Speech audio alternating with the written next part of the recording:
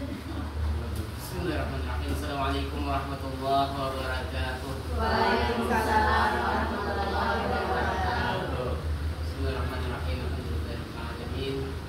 Wassalatu ala sayyidina Muhammad wa ala alihi washabbihi ajmain. Amma ba'du. Yang terhormat Kepala Sekolah SD Negeri Tumbuhan Banyu, yang kami hormati Bapak Ibu Dewan Guru staf SD Negeri Tumbuhan Banyu. Alhamdulillah juga Allah Taala yang mana kata hidayah itulah kita bersama bersilaturahmi dalam kegiatan rapat tentang observasi praktik kinerja kepala sekolah di sekolah kita ini. Salawat dan salam tak lupa kita haturkan kepada junjungan kita Nabi besar Muhammad SAW, kepada sahabat, keluarga, serta pengikut yang tidak bermanfaat. Di mana kita hari ini akan mengadakan tentang praktek observasi kinerja kepala sekolah. Nah, untuk ini kami mengadakan kepada kepala sekolah untuk menyampaikan mengenai observasi praktek kinerja kepala sekolah. Kepada Ibu Hajiah Fauziah SPD kami persilakan. Assalamualaikum warahmatullahi wabarakatuh. Waalaikumsalam warahmatullahi wabarakatuh. Bismillah, alhamdulillah, wassalatu wassalamu ala rasulillah wa ala alihi wasallam. Terima kasih kepada penentu acara pada hari ini yang telah memandu kegiatan observasi praktek kinerja kepala sekolah, yang mana setiap satu semester itu ada kegiatan yang harus dilakukan oleh kepala sekolah untuk memantau atau apa-apa yang perlu kita lakukan di sekolah ini. Kemarin di semester pertama kita telah melakukan observasi praktik kepala sekolah mengenai visi misi sekolah yang sudah kita laksanakan itu bukan banyak.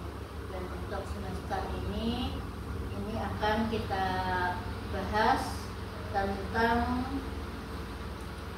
perencanaan pembelajaran, yang mana kenapa jadi perencanaan pembelajaran ini yang dibahas, karena mengingat hasil rapor pendidikan kita, di mana perencanaan pembelajaran ini untuk melihat program atau anggaran sekolah yang berbasis data untuk meningkatkan kualitas pembelajaran.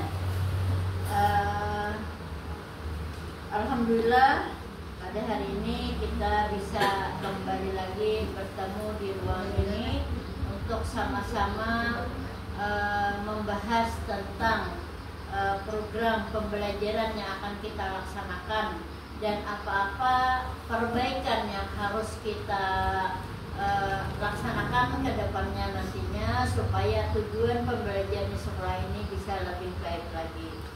Terima kasih kepada Bapak Ibu serta tenaga pendidikan yang telah bersedia menghadiri kegiatan observasi pada hari ini. Mudah-mudahan kegiatan ini bisa menghasilkan sesuatu yang menjadi perubahan dalam kegiatan pembelajaran yang akan kita laksanakan di sekolah ini. Yang pertama itu aspek yang mencakup praktek kinerja. Itu yang pertama itu adalah perencanaan dan pengembangan kurikulum, yang mana kita telah membuat KSP sekolah kita tahun 2024, 2025, dan sudah kita sepakati kemarin bahwa pelaksanaan pembelajaran di sekolah kita itu sudah melaksanakan kurikulum merdeka dari kelas 1 sampai kelas 6. Artinya semuanya sudah full melaksanakan kurikulum merdeka di sekolah kita. Yang kedua itu supervisi dan evaluasi, pengembangan sekolah berbasis data. Pengembangan sekolah berbasis data ini dilihat dari hasil rapor pendidikan kemarin, mana pendidikan data di rapor pendidikan kita yang menunjukkan warna, artinya warna yang perlu perhatian bagi kita adalah pengembangan pembelajaran. Artinya di sekolah kita ini perlu perencanaan pembelajaran yang lebih maksimal lagi supaya hasil-hasil yang diperoleh atau hasil-hasil yang akan kita programkan itu bisa mencapai lebih baik lagi ke depannya. Jadi berbasis data yang telah kita analisis kemarin di rapor pendidikan, yang perlu menjadi perhatian adalah pengembangan pembelajaran. Kemudian dari pengembangan sekolah berbasis data ini, kepala sekolah juga perlu melihat atau memantau setiap yang ada di sekolah ini dengan adanya supervisi dan evaluasi. Setiap kegiatan yang ada itu dipantau, disupervisi dan dievaluasi bagaimana hasilnya setelah kita programkan, kemudian kita laksanakan. Apakah yang sudah diprogramkan dan sudah kita laksanakan itu bisa mencapai tujuan yang akan direncanakan. Seterusnya adalah pengembangan profesional. Nah, pengembangan profesional guru ini kita laksanakan di setiap kegiatan sekolah. Kalau ada pelatihan-pelatihan kan biasanya guru diminta untuk mengikuti, untuk menambah wawasan, dan juga hasil pelatihan tersebut itu bisa ditularkan atau disampaikan kepada kawan-kawan di sekolah melalui kegiatan komunitas belajar sekolah. Artinya apapun yang diperoleh guru dalam pengembangan profesional ini kita imbaskan kepada kawan-kawan di sekolahan, sehingga semuanya bisa memperoleh apa yang tidak diikuti oleh kawan-kawan dan diwakili oleh mereka yang mengikuti pelatihan-pelatihan tersebut. Alhamdulillah, kami berterima kasih di sekolah ini, walaupun ada beberapa kawan yang biasanya mengikuti pelatihan, biasanya hasil pelatihan itu selalu diimbaskan kepada kawan-kawan sekolah. Kemudian diteruskan, nah langkah yang diambil dalam perencanaan program dan anggaran berbasis data tadi itu yang pertama adalah pengumpulan data. Pengumpulan data ini kita lihat dari tadi hasil rapor pendidikan, data-data yang akan kita perbaiki. Kemudian dari data yang itu kita analisis data tersebut, mana yang harus diutamakan lebih dahulu kita perbaiki. Kemudian ya dari analisis data kita menetapkan prioritas yang harus kita laksanakan lebih dahulu untuk perbaikan ke depannya. Kemudian berikutnya adalah pengembangan program yang akan kita laksanakan. Dari pengembangan program ini nanti akan kita susun di dalam anggaran RKS kita apa-apa yang kita utamakan untuk mengembangkan program yang sudah disusun, dan setelah ada anggaran nanti di RKS disusun, maka tinggal pelaksanaan semuanya yang sudah diprogramkan dan adanya pemantauan, sehingga semua program yang kita laksanakan bisa dijalankan sesuai dengan yang sudah kita programkan. Terusnya dari analisis data yang kita lihat di rapor pendidikan kita itu, kualitas pembelajaran kita itu walaupun berwarna kuning, artinya sedang, namun ada capaian kenaikan dari tahun 2023. Alhamdulillah ada capaian sedikit untuk tahun 2023 ini, namun karena masih belum maksimal yang kita peroleh, jadi itu yang harus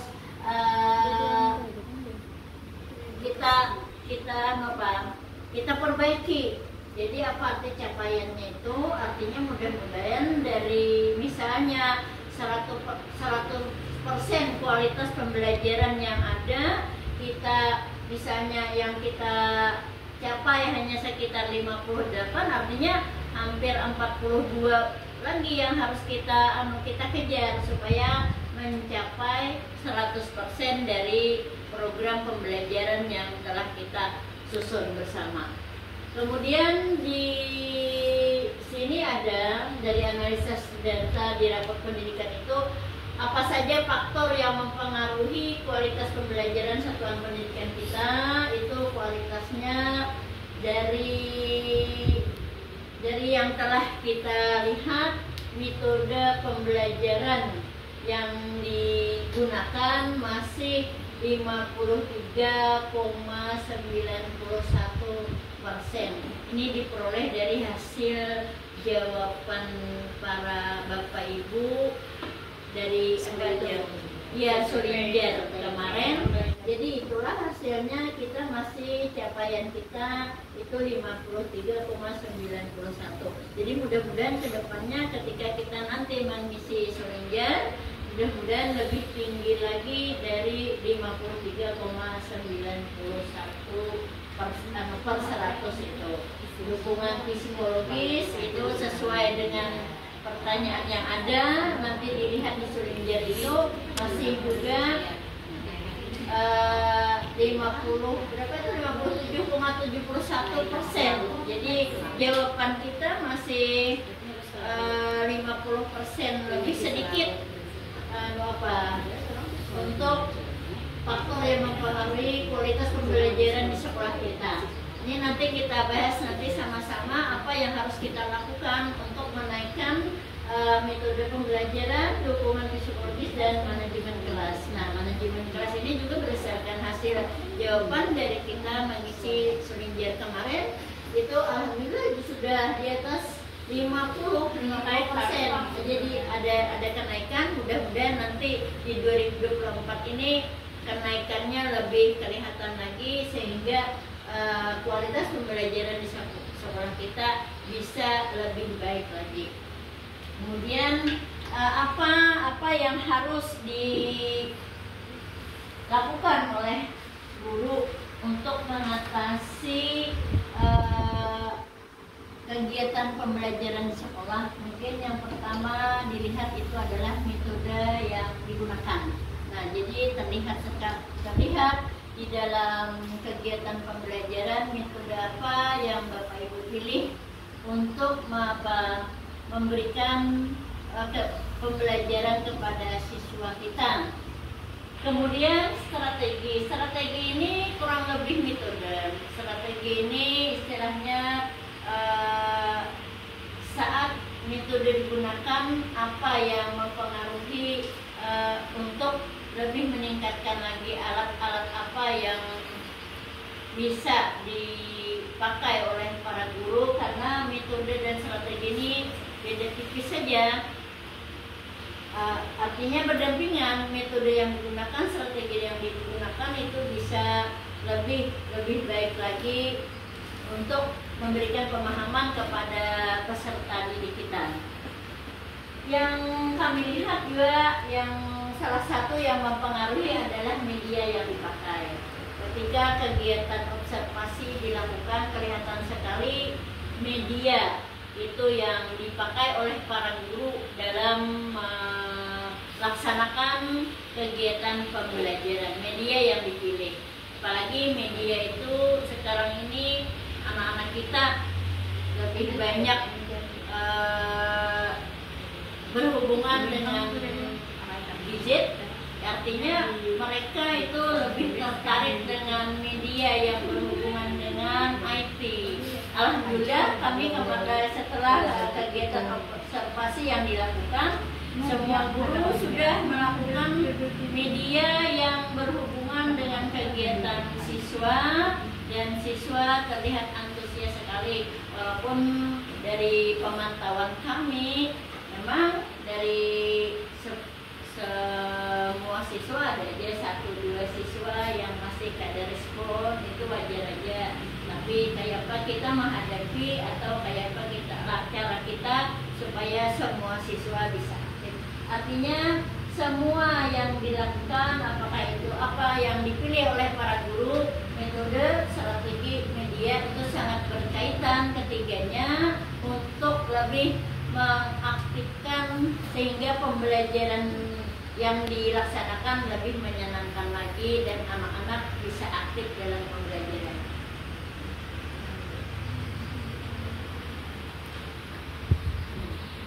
Nah, dari semuanya itu yang harus kita benahi ada di situ metode pembelajaran yang mana praktik pembelajaran interaktif yang sesuai dengan tujuan pembelajaran dan karakteristik siswa dapat mendukung peningkatan kualitas pembelajaran.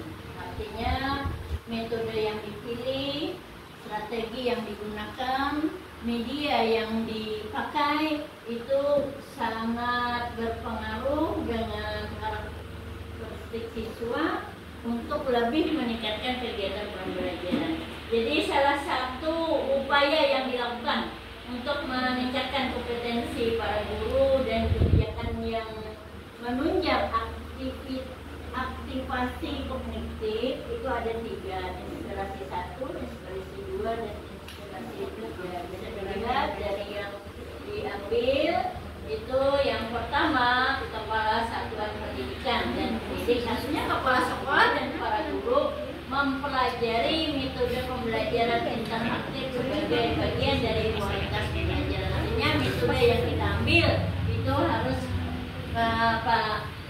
metode pembelajaran yang selalu melibatkan para siswa supaya kegiatan pembelajaran itu lebih bergairah lagi, anak-anak antusias ketika mengikuti kegiatan pembelajaran. Nah, ini berkaitan sekali dengan visi misi sekolah kita, yang mana visi kita membangun generasi beriman, bertakwa, cerdas, terampil, peduli, dan berkarakter. Semuanya itu dijabarkan dalam misi sekolah kita, yang ada di misi ini ada 5. Yang pertama, meningkatkan keimanan terhadap Tuhan Yang Maha Esa, itu sudah kita praktikkan dalam kegiatan sehari-hari dengan selalu berdoa memulai pelajaran, berdoa ketika pulang, dan juga melaksanakan rutinitas kegiatan ibadah terhadap Allah SWT yang dilaksanakan secara bergiliran oleh siswa kita dan dibimbing oleh para guru. Kemudian melaksanakan pembelajaran secara efektif. Nah, ini yang sangat perlu kita perhatikan bersama. Mudah-mudahan pembelajaran yang dilaksanakan oleh kita semua bisa kita laksanakan seefektif mungkin untuk menjadikan pembelajaran itu lebih bermakna. Kemudian yang ketiga, mengembangkan pendidikan karakter pada setiap pengajaran sekolah. Nah, ini kita berusaha karena karakter ini yang berpengaruh pada setiap anak, dan kita berusaha untuk selalu mengarahkan mereka, dan kita pun akan selalu memberi contoh yang baik bagaimana karakter-karakter yang akan kita laksanakan, kita terapkan di sekolah kita. Kemudian diteruskan dengan peningkatan disiplin siswa, seterusnya membina kerjasama yang harmonis antar sesama warga sekolah, masyarakat, dan lembaga yang mendukung peningkatan kualitas pembelajaran dan pendidikan. Dari semuanya ini kami harapkan Bapak Ibu semua yang kita harapkan hal ini dari observasi kegiatan kepala sekolah kita sama-sama kami sampaikan, ini itu yang kita programkan di sekolah kita, dan kami berharap masukan-masukan untuk perbaikan selanjutnya apa apa yang harus kita laksanakan, apa yang akan kita kerjakan, dan itu tujuannya semuanya untuk perbaikan di sekolah kita. Mungkin ini dahulu yang dapat kami sampaikan. Kami sudahi dengan wabillahi taufiq wal hidayah. Wassalamualaikum warahmatullahi wabarakatuh. Waalaikumsalam warahmatullahi wabarakatuh. Terima kasih atas penyampaian Bapak Sekolah. Sini ketemu dulu pada Bapak Ibu rekan kerja di sekolah kita ini. Kita buka tanya jawab. Silakan pada Bapak Ibu yang ingin bertanya. Terima kasih kepada pengajar acara, karena di sini ada 3 target yang harus kepala sekolah lakukan. Yang pertama, kepala sekolah ini kan memimpin diskusi yang mana untuk fokus terhadap tujuan yang akan ditetapkan secara efisien. Artinya dalam kegiatan observasi ini, kepala sekolah itu memimpin diskusi dan menyampaikan hal-hal yang sudah tadi direncanakan. Kemudian yang kedua, ini kepala sekolah menggunakan hasil analisis data, artinya sudah ditampilkan data-data dari sekolah kita yang mana berhubungan dengan pengisian kita sebagai pendidik. Kemudian kepala sekolah menetapkan kriteria dan mekanisme monitoring pelaksanaan pembelajaran sepanjang semester. Itu sudah dilaksanakan juga dalam kegiatan observasi para guru. Nah, mungkin dalam kegiatan yang berikutnya ini ada hal-hal yang ingin disarankan atau ada hal-hal yang ingin ditanyakan, ini dibuka karena semua yang ingin disarankan kita tampung untuk tujuannya untuk kebaikan dalam perbaikan pembelajaran sekolah kita. Bisa siapa ada yang pertanyaan atau ada saran?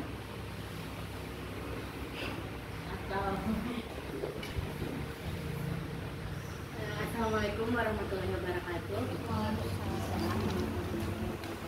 Menanggapi apa yang sudah disampaikan oleh Ibu Kepala Sekolah tadi tentang observasi praktek kinerja kepala sekolah. Jadi kan yang dibahas tentang kualitas pembelajaran di sekolah kita, itu yang pada rapat pendidikan, di mana kualitas pembelajaran kita itu sedang. Nah, jadi itu untuk tahun 2023 mencapai kenaikan dari tahun sebelumnya, dan pastinya kita berusaha ingin meningkatkan lagi di tahun 2024. Nah, ini kan kemarin kualitas pembelajaran itu diambil dari survei lingkungan belajar sama NBK siswa. Dan juga NBK siswa. Jadi kan survei lingkungan belajar ini dari guru, Bu. Nah, mengajar ya, menggunakan media misalnya internet atau alat proyektor. Mungkin untuk meningkatkan berarti kita harus selalu atau sering lah itu. Terus lagi kalau ya setidaknya sering lah ya kita gunakan alat-alat yang menggunakan IT, teknologi gitu. Jadi kalau berkaitan dengan ANBK berarti itu anak-anak ada supaya belajar juga. Mungkin kiranya itu aja yang masukannya. Kira-kira ada tambahan dari rekan-rekan yang lain? Ya, terima kasih. Terima kasih atas masukan dari sudut pandang kualitas pembelajaran ini diambil dari survei lingkungan belajar yang tahun 2023 kemarin, yang memang hubungannya dengan kegiatan ANBK siswa. Jadi dari pengalaman yang terdahulu, artinya anak-anak ini memang harus lebih banyak dibimbing lagi supaya peningkatan kualitas pembelajaran kita bisa meningkat. Atau mungkin yang lain ada lagi saran atau apa yang harus kita terapkan? Memang seharusnya di ANBK ini anak-anak kan penerapan masih kurang otak, kita itu kan dananya mudah-mudahan di setiap anggaran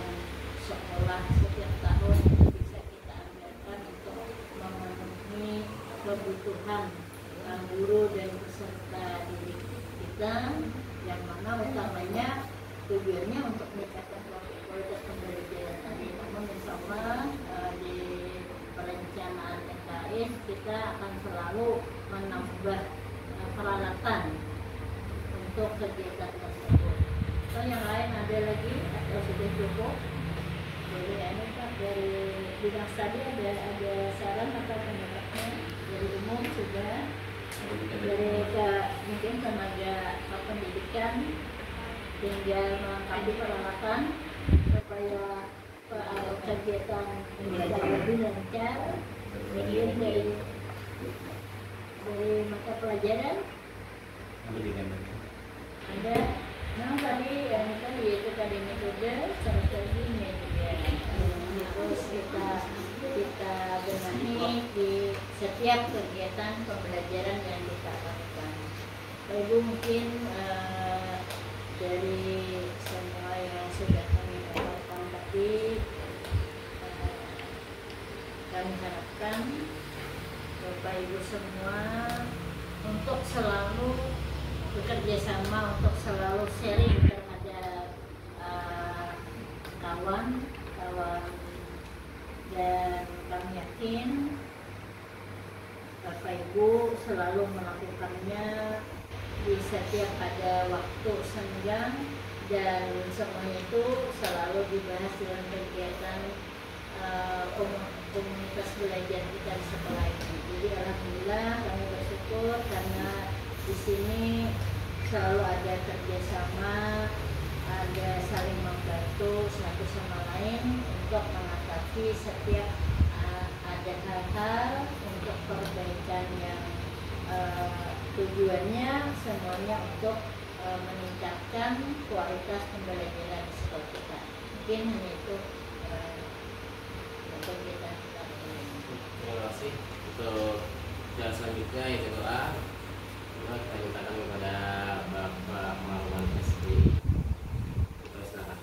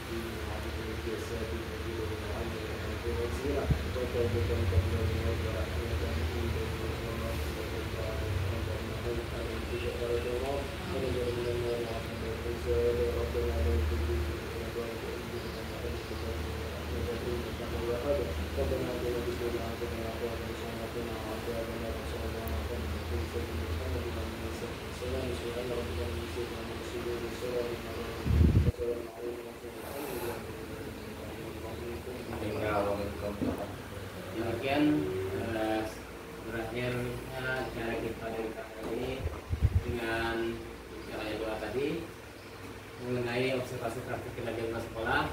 Terima kasih atas segala perhatiannya. Assalamualaikum warahmatullahi wabarakatuh.